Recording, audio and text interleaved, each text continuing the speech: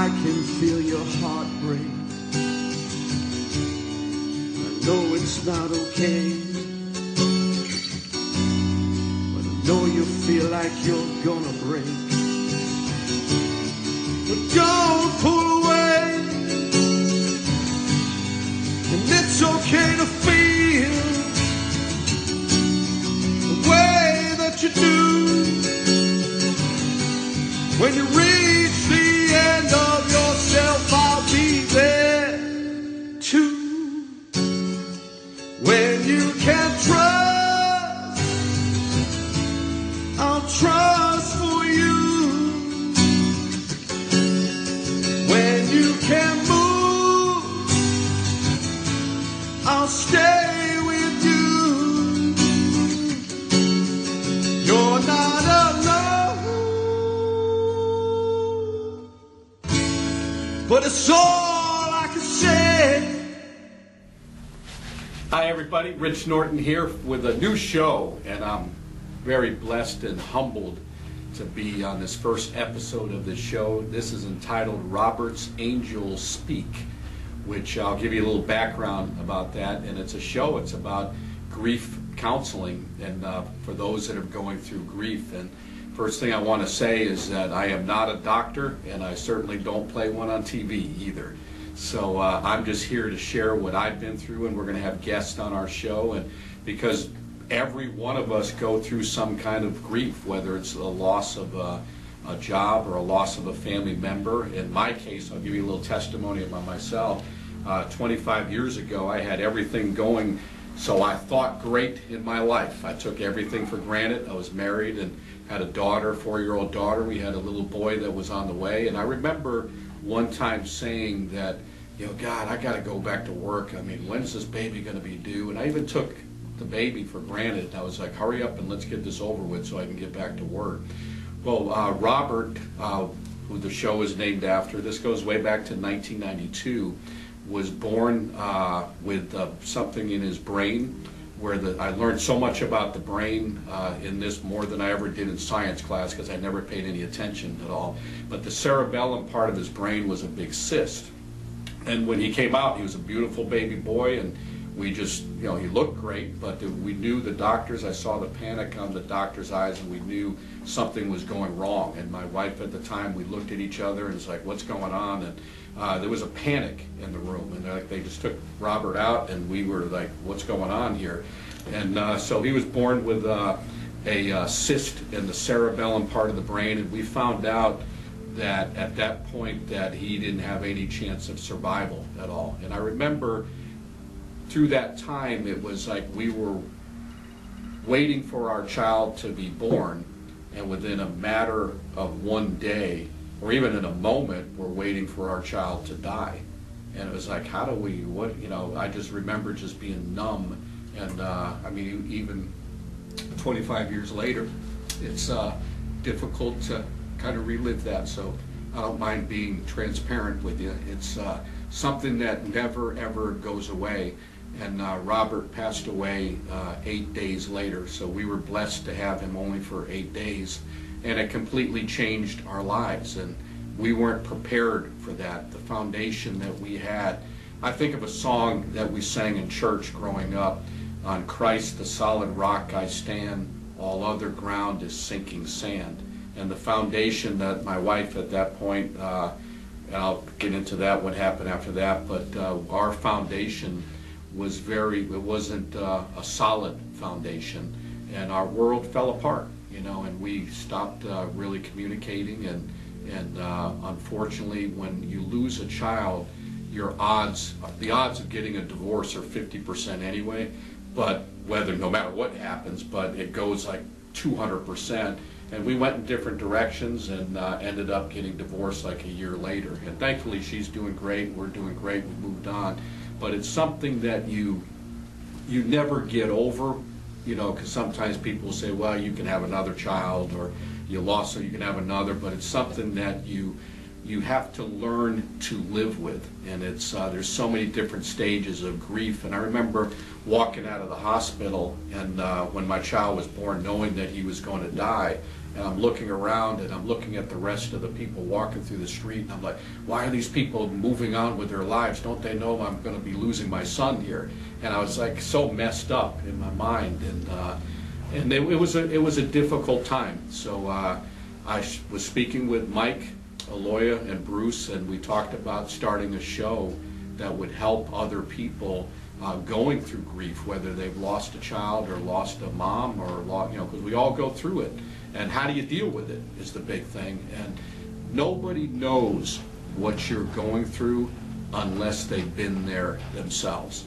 And I remember a lot of times, even though their hearts are in the right place, and I remember being at the funeral of my son, and everybody comes up at the end of the funeral, and it's like, they try to say words, but, and this is good counsel for you, for if you say, what do I say to somebody that's lost a family member or a child? I don't know what to say. Don't say anything. Don't say anything at all. Just love on them and be there for them. Because sometimes they'll say something that's offensive, even if they don't mean it. Like, I know how you feel. I lost my dog one time. Somebody said that to me. I'm like, are you freaking kidding me?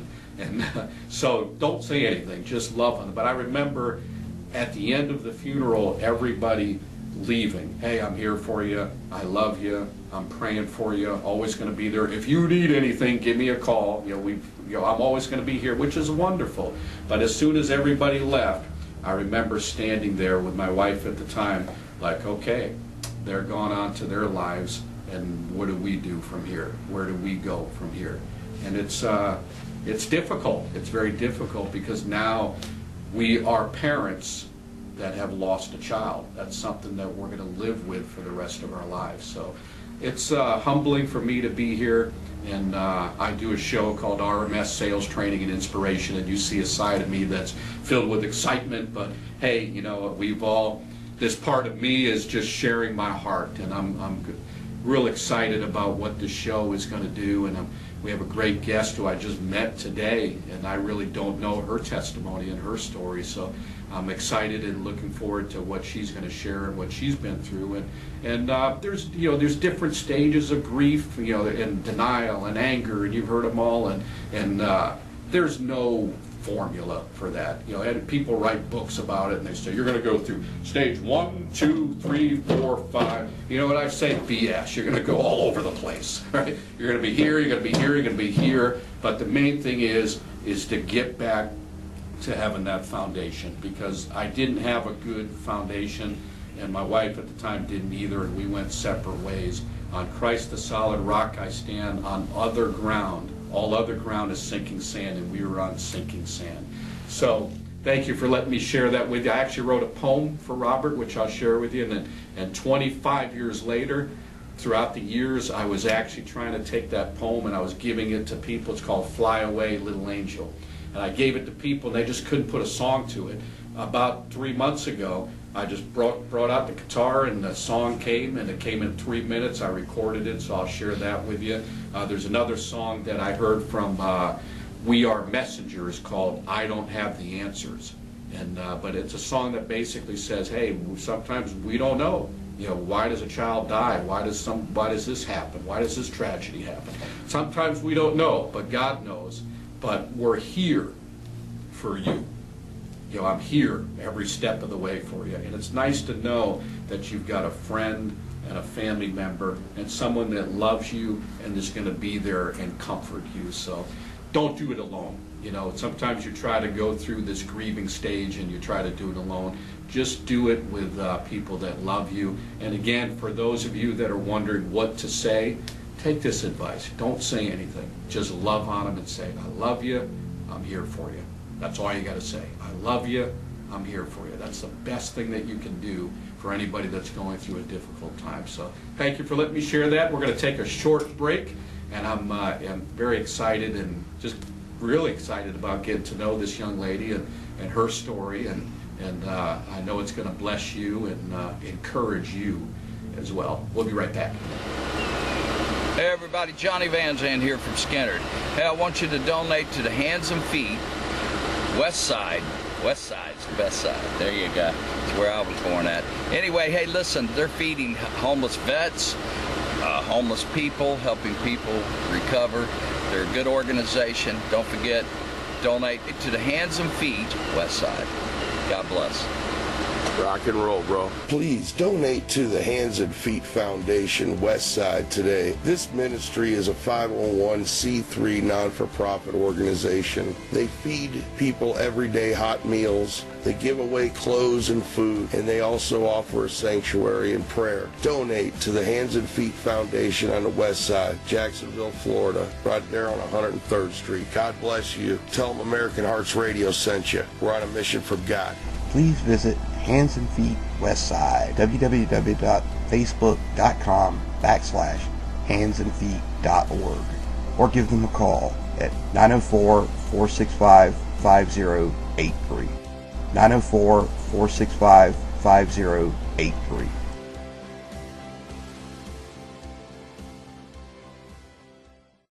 Hi, Rich Norton here with Retriever Merchant Solutions. Retriever Merchant Solutions is an independent sales office for Vantiv credit card processing. If you're a small business and you're tired of paying high credit card processing fees with a lot of garbage fees and you're getting terrible service, time to call us. We're a direct processor. We're going to give you better rates, better service, and you'll be happy you're with us. Call 904-434-4635. Just ask for Rich Norton. I'll be blessed and happy to help you.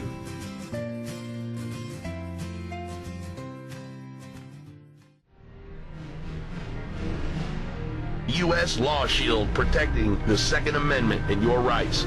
That's right, people. Sign up now for a year and get locked in on a fixed rate and get 2 months free when you text American Hearts to 1-281-603-0105 to receive your offer. All attorney fees are covered. 24/7 attorney answered hotline. Civil and criminal trials covered. No caps or reimbursement. U.S. Law Shield. Tell American Hearts Radio sent you. U.S. Law Shield, protecting the Second Amendment and your rights.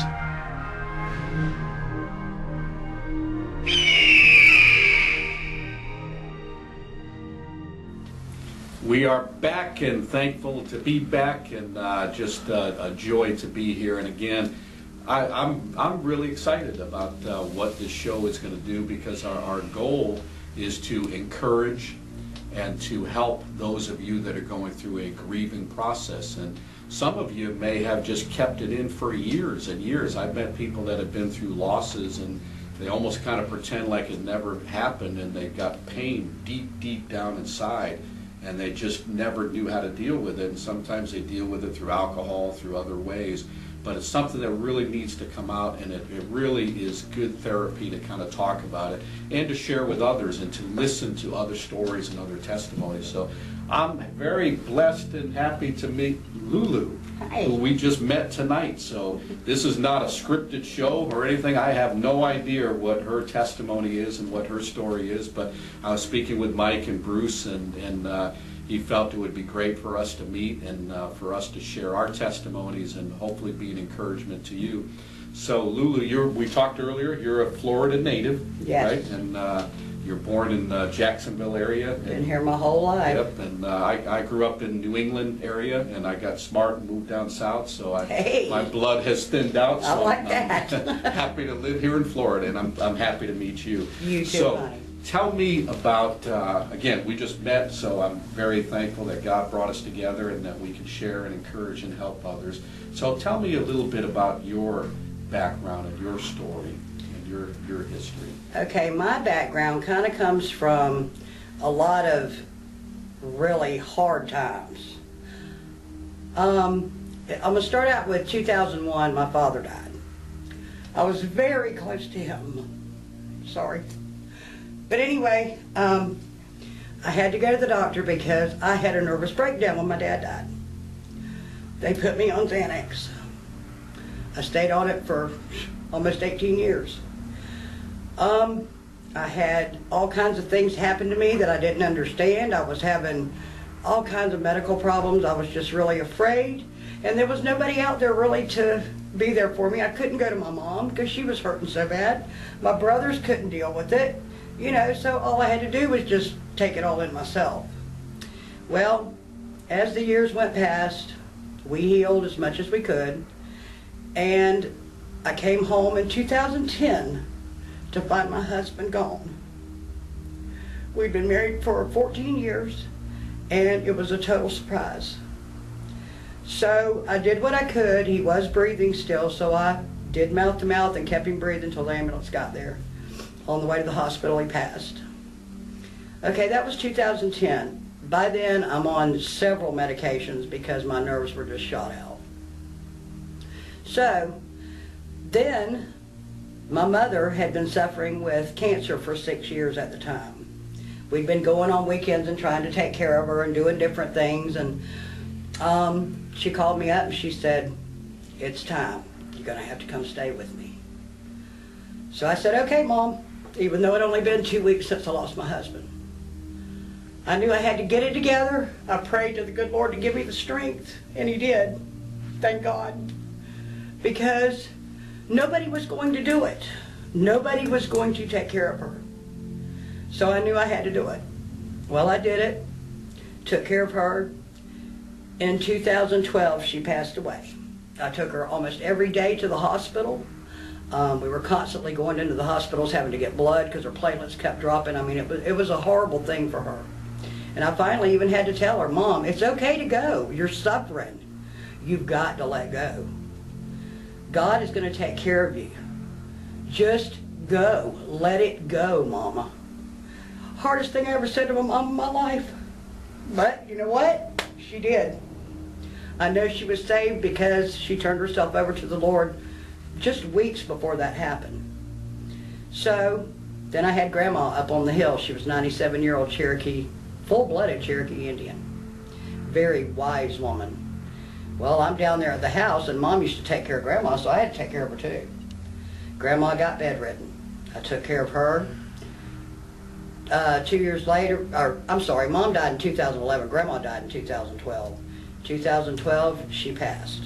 In the meantime, I'm still going to the doctor, and I'm still getting my medications because I'm having to stay up day and night and go just as hard as I can to take care of these two ladies that are my family. So I did what I had to do, and I remember one day I was sitting there in the house, a big 4-bedroom house, but I was the only one there. I hear a knock at the door, and I ran. And when I got in the bathroom, I thought, what am I running from? Well, as I ran past a big mirror that sits there in the hallway, I'm thinking, there's somebody in the house with me. I go back in the bathroom and I shut the door and I'm like, who's in here? Who's in here? What do I do? What do I do? So I just waited. I picked up the biggest thing I could find. I think it was a bottle of shampoo or something. And I walked out there and I happened to look in the mirror and I realized that was me. I didn't recognize me. I didn't know what to do anymore. So I went in, and that very next day was my doctor's appointment. I went to the doctor and she said, I said, "You can write all those you want to, but I'm not taking nothing." She said, "What do you mean?" Because Christ had already came inside of me and told me, "You've got to stop. You've got to get it together. You're the only one that's going to do it for yourself. So you've got to do it. They're all gone. You have no one. You've got to do it." I went to the doctor. I got those prescriptions. To this day, I have those in my purse. That was 5 years ago. I'll never put another narcotic in my mouth again. I prayed and prayed and prayed to the good Lord, please, if you'll just give me my mind back, I will never do another narcotic in my life. I don't even miss it. 2 weeks after it happened, I didn't miss it. Because the good Lord took all that away. Amen. He took it all away and took it on himself and showed me the light and showed me how to walk, showed me how to do it. That's amazing. That's, praise God. And that's, so you can relate to what I was talking about. It's like when you're going through a pain, there's a void, there's something missing, and we try to fill that pain up. Well, for me, I went through partying every night, you know, because I went through losing a child and going through a divorce, and I didn't want to be by myself, so I was meeting all my friends. I was in the bars every single night, drinking and partying down and having a good time, so I thought, and I was kind of masking the pain, and I did that for a long time. So well, you know, I stayed there in that house for the next 3 months by myself and got myself right. Wow. But the good Lord above is who gave me the strength to do it, and the willpower, and the want to. So, you know, there's a lot of people out there on drugs that have a hard time. Not everybody can do it the way I did. I realize that. But there's help out there. There's help. It's out there. Yes. I'm sitting at a place right now that will help people that are on drugs and can't get their life together. But you got to really want it. Don't waste people's time. If you don't really want it, wait till you do, because trust me, that day's going to come. It's going to come. And I hope and pray to God it's not on your dying day. Amen. Yes. So, you know, if you've got any kind of drug problem or anything that's just bothering you so bad that's eating you up like that, you got to get rid of it. Get out there and get the help. Do what needs to be done. Mm-hmm. And since then, I help other people. It makes me feel good to make other people feel good. Absolutely, absolutely. And I think of that scripture, what was bad, God intended for good. And we can take a situation like what you've been through, what I've been through, and we could, like I said earlier, nobody knows what you're going through unless they've been there themselves. Oh, people saying that stuff to me, I'd just look at them. Yes, yes. Because Exactly. I thought, there's no way you know what I'm going through. Exactly, exactly. So you can take that and you can minister to others and knowing what they're really going through. And it's therapeutical for us too, also, just being able to minister to Right, that's what I said. It's such a good feeling when you spread the word of Jesus Christ. It just feels so good inside. You know, I've had him in my life for a very long time, and I kind of put him on a back shelf. When I was a kid, I was the kid in my family that went to church. It was just something I wanted to do, and I got saved when I was 12 years old. You know, through the years things happen, and you know, you go through life and you do this and that and the other, but I have been reborn through Christ, and I'm going to be okay, and I know that. Absolutely. Because he's there for me. Yes, yes. Absolutely. And he's there for you too. No doubt about it. You just got to really, really want to straighten your life up and do for yourself what's right. That's all he really wants for any of us, is to be able to have happiness. And to be able to have happiness, you have to get rid of your demons. You know, when you were talking about your dad, you know, I could tell that you're a daddy's girl. Oh, bad. Yeah. Real bad. I have 2 daughters, and I can relate to that because I love my daughters and they love me, and they're total daddy's girls all the way. And I think it's good to kind of think of the good memories. You know, you know, when you're thinking about your Sure. dad, you know, what are some of the good things? What helps you? Well, you know, other than the good memories, because there's a lot of them. We used to fish together, and lo and behold, if he put a hook on my pole, I was going to catch fish. I had to show him that again. They came to join us one time on a fishing trip, and Daddy goes, "Let me bait your hook, baby." I said, "All right, Dad." I caught more fish than anybody. Matter of fact, half of them didn't even catch none. Now, I'm not taking it off, because I'm not touching that. But I still caught more than anybody. It's just little things that are always with you. A lot of those little things are still with me. Yes, He installed good values in me, and he taught me how to be a real person. that's right. So his legacy lives on. Always, through you. always, Yeah, always. Yeah, I've always had this thought, like even though I only had my son here for 8 days, if I can live my life saying that, you know, I'm going to make him proud, you know, knowing Yeah. that I'm going to meet him someday, because the reality is this place is not our home. That's right. You know, this is just That's right. a temporary spot, you know, and this is just, we're going through and we do the best we can, and we try to do the right things, and we try to help others and minister to others, but our home as believers in Christ is in heaven. That's And, right. Knowing someday that when you see your dad and your mom or your And my brother, and I mean, all of them. My Yeah. husband. Yeah, your husband. Matter of fact, Yeah. that's the second time I was a widow. I was a widow at 24 as well. Wow, you've been through it. Yeah. Yeah, But you know what? He showed me how to overcome. yes, He will show you how to overcome. If you'll just let him in your heart that's right. and let him guide you, he'll do it. It's just a matter of, you gotta want it. Absolutely. You gotta want it. Yeah. And that's the foundation. And then when we get to heaven and we go into those pearly gates and we get into our home and we see the family members and they hug us, and I don't know what it's going to be like, but I know Right. it's going to be fantastic. Hey, I can't wait to get to them gates, because Daddy said, "Take care of your mother." That's right. I did. Yeah. I did. Absolutely, absolutely, wonderful. Well, this is going to be a great ministry, and I'm thanking you for being on the show. And is there anything else It's my pleasure. that you can say to others that, you know, maybe let's talk about someone that just recently because it's been a couple of years and you've been through it, and God has restored you and done miracles in you. So God is using you tonight and is going to continue to use you in many ways. But what do you say to someone that just recently lost their spouse, or what do you? You just have to really get down in your heart of hearts and know that you're going to be okay. It's not the end of your world. It was the end of theirs. Yes. They were only here to share with you. You will see them again. So try to live your life like you're supposed to so you can make sure that you see them again. That's right. Amen to that. Amen. Absolutely. So this is wonderful, and I'm sure I'm speaking for both of us. It's therapeutical for us too, as we're talking to you. So Absolutely. while you're out there, take that advice. You're not alone. Don't be out there and be a lone ranger and think that I don't need anybody. I'm just living in my world and I'm just gonna do my own thing and I'm on my own. That's the worst thing that you can do when you're going through difficulties, when you're going through challenges, when you lose someone that's very close to you. It can be devastating. Yes. And it's okay to say, hey, I got some problems right now. I need some help. I need some even professional help, and surround yourself in a support group and be around some people that are going through the same things that you're going through. And I did that when we first lost our child, and as I'm meeting these people, we all started saying, we're really not going crazy. Right. What right. you're feeling. I feel that too. Oh, Right. now I can relate to that. Yeah, I did the same thing. I had the same dream. Sure. And it's like you can But at relate the to time, that. you feel like you're alone. You're Yes. really not. Yes. If you have God in your life, you're never alone. Amen to that. That's Ever. right. Yes.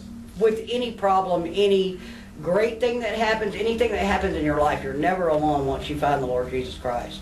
Yes. He's there for you, honey. All you got to do is accept Him. That's right, yeah. Another thing that I found is if, like writing that poem for me was it was a very good therapy for me, and I think if, whether you lost a parent or a brother, husband, wife, whatever it may be, it's okay to write out your thoughts, and it's okay Sure. to be angry, because, Sure. these are stages that we go through. We go That's through right. denial, we go through angry, we go through shock. And it's okay, a pastor once told me, it's okay to be mad at God. And it is. It's okay to get out in the street and just scream Why and yell, did you do why that? did you do this? But He has all the answers. So, if you're in faith, you got to just think about it. Yeah. Whatever He's telling me to do is what I need to do. Because He's going to guide you down the right way no matter what you do. Exactly. This is incredible, it really is, and I'm so blessed to meet you and looking forward to too, getting sweetie. to know you further. It's wonderful, very awesome. I hope this has blessed you. It certainly has blessed us, no question about it, and what an honor and a privilege to be able to share. Looking forward to some shows in the future that we're going to be doing, and again, this is all about encouraging you, ministering to you. And we don't have the answers. We're not doctors. We don't claim to be these wonderful counselors. But We do know Aloia. yeah, Mike Aloia, and he's the producer of the show, and he's awesome, and he's a comedian, and he's a funny guy too. But I want to thank Mike and just for being the inspiration of the show, because he came to me and says, God laid this upon my heart, and we're going to call it. too. Yeah, so we're all in this together. Yeah, So we're and Bruce, all that he does, and we're here at Hands and Feet Foundation. You talked about this is a place right here that helps people. That's so, right. Come on out and see us. It's wonderful, and I hope to get to know you and see you all in the future. But we'll be praying for you. Tune in to our shows in the future, and will you be a guest again? You Of can be my course. co-host, and we'll just keep Of on course, ministering all around anytime. the world. Fantastic. All right. Thanks for joining us, and we love you. We'll be praying for you. Remember, whatever you're going through, God's got this. God's got this. God bless you. We'll see you next time. God bless you all. Awesome. Well, I can feel your heart break. I know it's not okay, but I know you feel like you're gonna break. But don't pull away, and it's okay to feel the way that you do. When you reach the end of yourself, I'll be there too. When you can't trust, I'll trust for you. When you can't move, I'll stay with you. You're not alone, but it's all